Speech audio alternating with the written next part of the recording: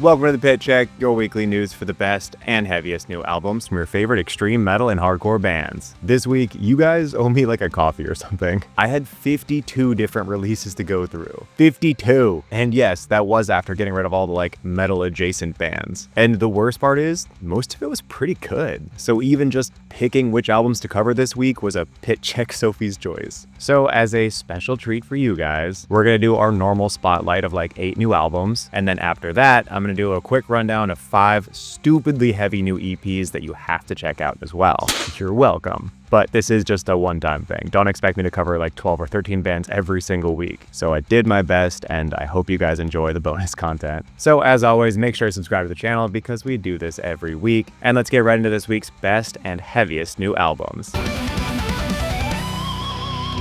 In more not shocking news, 2000's deathcore is really good.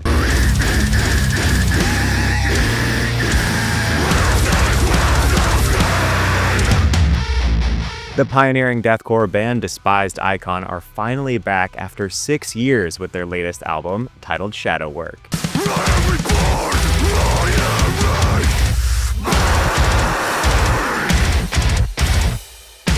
Hot take, this might be up there with some of the best music this band has ever written. If you love 2000s deathcore and even MySpace Deathcore, but with a gravy boat of brutal death metal and beatdown hardcore poured on top, you need to check out this album as soon as humanly possible.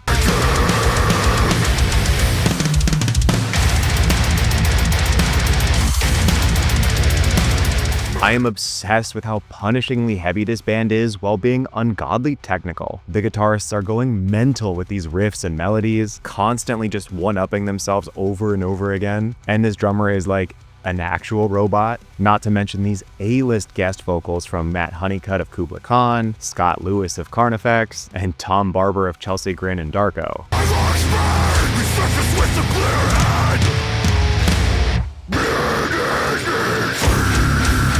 I genuinely cannot believe how good this album is. And despite the heaviness, this is weirdly a very introspective and emotional album that has a lot to say about self-reflection and personal growth, which is just one of many examples of how this band has so much going on under the hood if you just go looking. This album is extremely satisfying on the surface, but doubly so if you're the type that likes to do some digging.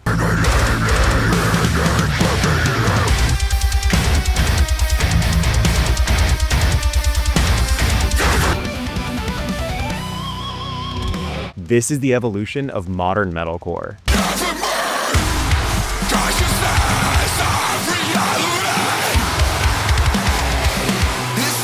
The Swedish metalcore band Aviana has released their 4th studio album, titled Void.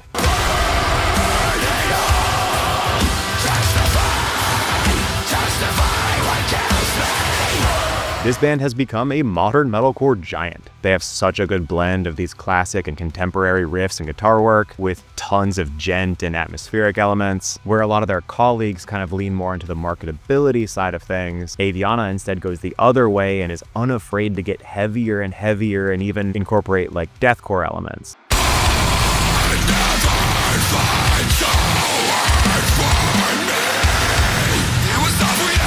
Actually, I shouldn't be saying they. As of 2020, this is actually a solo project, being just Joel Holmquist and 3 masked dudes that help him out live. And while in some cases that can kind of be a problem, having an ego or no one to rein you in or no one to bounce ideas off of, but in cases like this, it works so well because it's clearly just one unified vision, and this entire album is relentlessly dedicated to achieving it.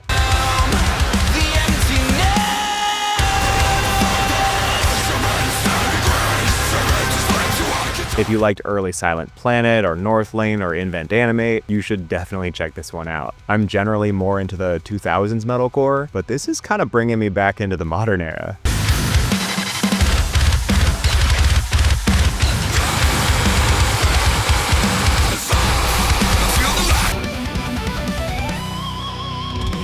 Need some refreshing spite?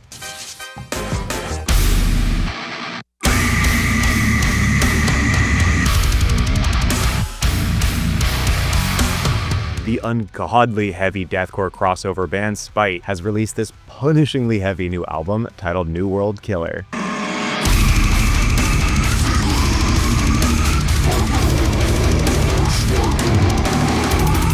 I'm gonna be honest, I fucking love this band. They are the perfect combination of deathcore, power violence, and beatdown hardcore. Their brand of sheer brutality is so good, an album like this will kick your ass for 30 minutes straight, and I guarantee you'll still be like, "Thank you, sir, may I have another?"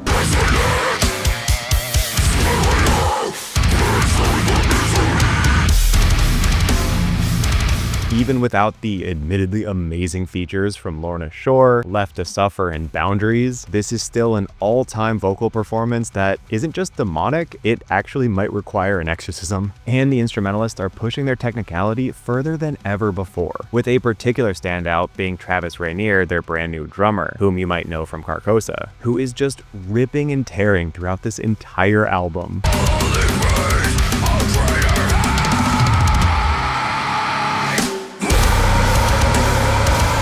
This is such a good combination of everything this band has to offer. Very few bands have this rock solid of a discography, and this is one of my favorite releases from them. I mean, probably top 2 or 3 at the very least, but honestly, any Spite album could be your favorite, and any fan will be like, yeah, that makes sense.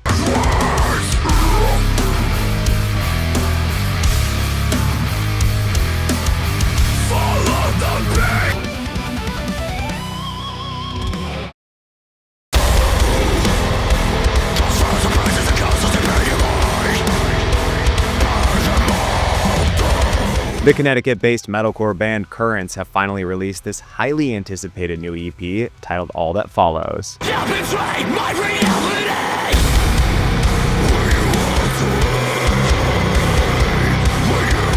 This has everything we've come to know and love about this band while pushing it to the next level. The riffs are outstanding, the melodies and hooks get stuck in your head, the atmosphere is dark and oppressive and isolating, and these breakdowns are heavier and more technical than ever.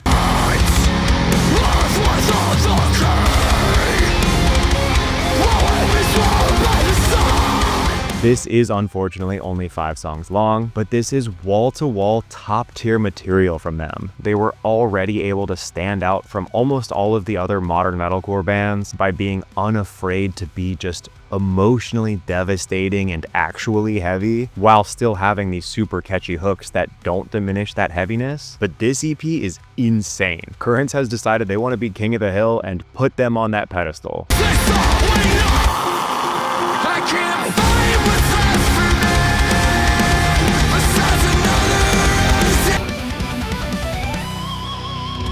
Ever heard Chattanooga hardcore punk?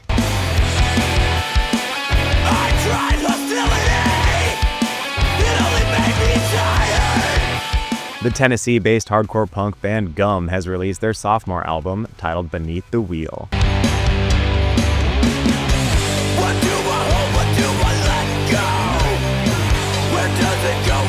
This type of hardcore is so underrated. It's got such passion and rebellious energy while having this like sense of adventure and tons of melodies that kind of hit you in the feels. This is gonna sound kind of crazy, but you know when a friend brings up like a very specific event that you totally forgot about and all these feelings and memories come like flooding back? I don't know how to explain it, but that is the vibe of this album. Dude, do you remember that pool party at Rebecca's house in like 11th grade?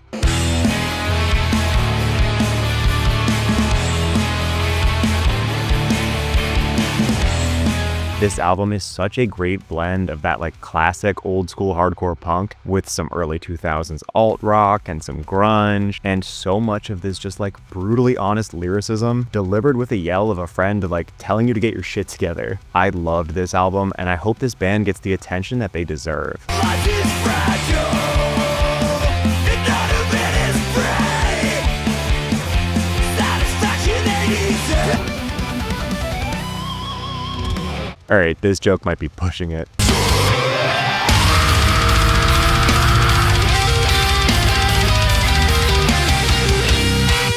The German brutal death metal band Stillbirth is back with this unhinged new album titled Survival Protocol.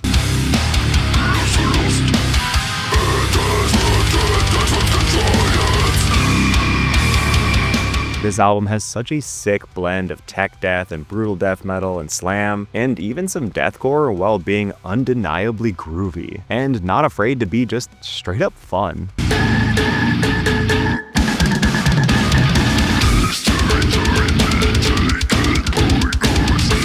But being goofy and self-aware doesn't mean that they're skimping on the riffs for jokes. In fact, it's the opposite. Even after, 20-ish years, this band is still putting out some of the most interesting and creative and funkiest riffs and grooves, and they do a lot of these cool acoustic kind of Spanish guitar sections that flow seamlessly into these death metal riffs while still maintaining those original melodies.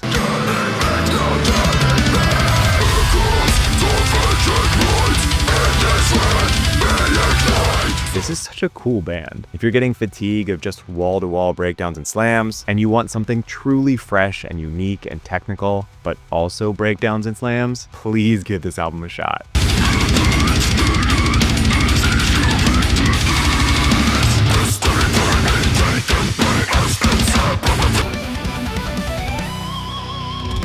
Why is Australia so good at hardcore? Fire!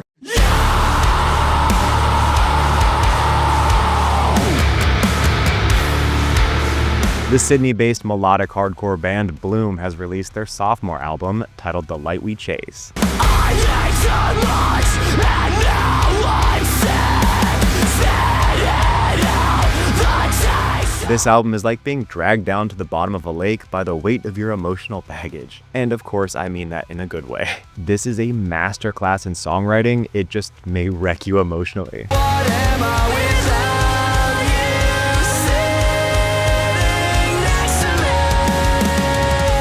And this album is produced by Sam Basal of Ocean Grove. And I love how crystal clear yet gritty his production is. I hate when it's so clearly plugins. I mean, come on, I want to hear the instruments actually being played. So I love that here, when the guitars are riffing and chugging and going anywhere from melodic hardcore to metalcore to post-hardcore influences, all of it sounds so cohesive and impactful and somehow meaningful. And I love fall, it's running inside and out.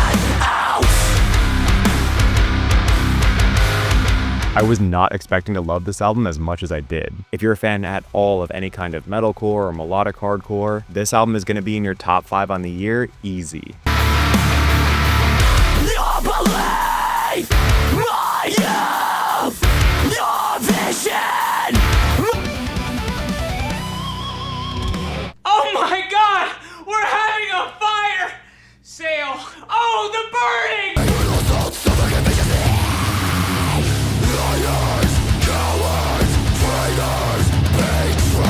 The melodic death metal band Burned in Effigy has released their latest album titled Tyrannus Aeternum.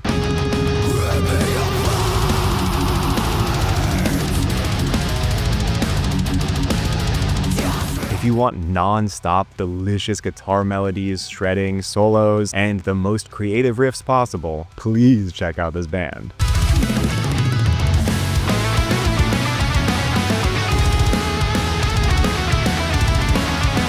Every single song is a unique journey through the past and present of death metal, and they even call themselves Neoclassical Melodic Death Metal, so you know they have sheet music for this one. So it's so cool to see them put this wealth of music knowledge and history into such fresh, hard-hitting, and groovy death metal.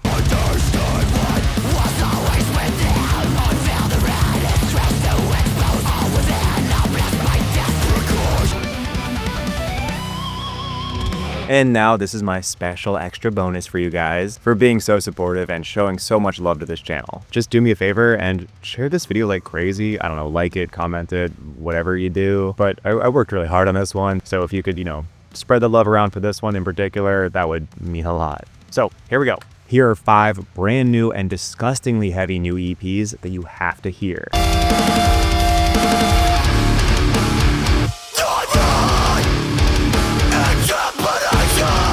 The Vancouver-based throwback metalcore band Mourning has released this 4-song EP titled Necessity Has Clipped My Wings.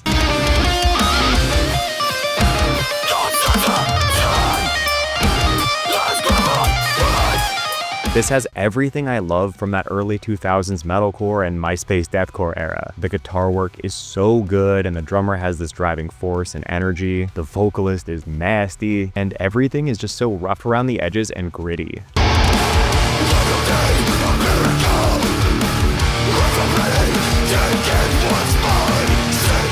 The Oklahoma-based slam and beatdown hardcore band Squelching has this new EP titled Hurting You.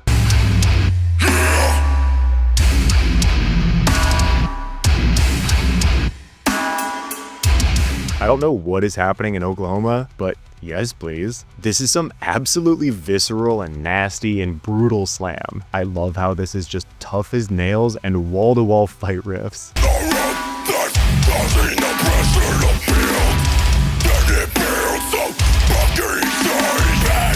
The aggressive as hell beatdown hardcore band Restricted has released their latest demo titled Promo MMXXV 2025. Picking up your teeth on the fucking pavement.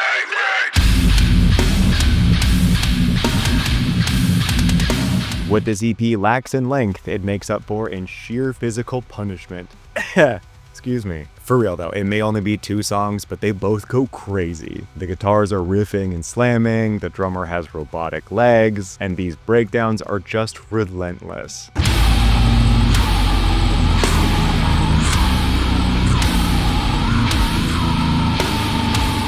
The Newcastle-based hardcore band Skorn has released this genuinely incredible new EP titled Closer to God.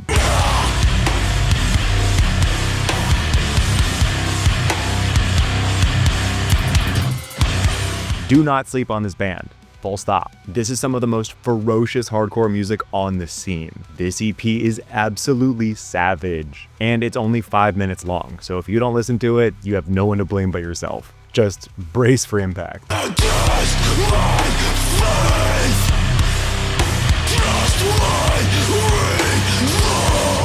The Finnish deathcore band Altar of Despair has released this 5-song EP titled Severance.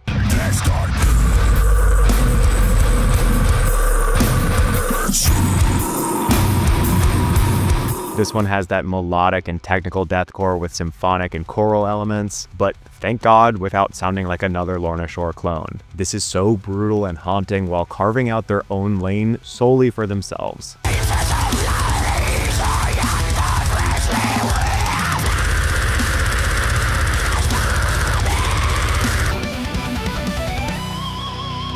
And here is the entire list of all the new metal and hardcore albums that came out this week. I told you guys, this was a crazy week. And yeah, there's still so many good albums and EPs in here that I just couldn't possibly fit into this week. But if I did miss something that still isn't even on this list, please let me know in the comments below. I'm happy to take a look at it. And of course, if you have a band with an album or EP coming out, feel free to hit me up either in the comments below or on any of my social channels. I love listening to it. And again, just make sure you send it a little bit ahead of time because that always works out best. And I'll catch you next week for next week's roundup of the best and heaviest new albums.